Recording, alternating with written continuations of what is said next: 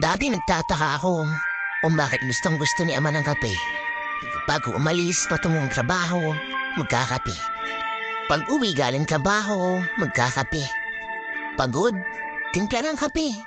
Masaya, lasing, galit, normal na araw, kape pa rin. Nung kinikman ko naman yung kape, sinikmura lang naman ako.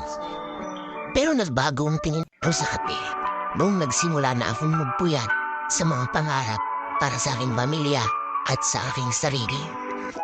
Hindi pala yung kape ang nakakaadik, yung pakiramdam pala. Hindi lang kasi siya basta likido na may matamis at mapait na lasa. Isa siyang pahinga. Bawat higop ng kape, oras mo iyon para sa iyong sarili. Bawat segundo na dumadaan habang hawak ang baso, yun pala ang espasyo para maisip mo kung ano ang sunod na plano. Sunod na hakbang, patungo sa pangarap mong maging ikaw.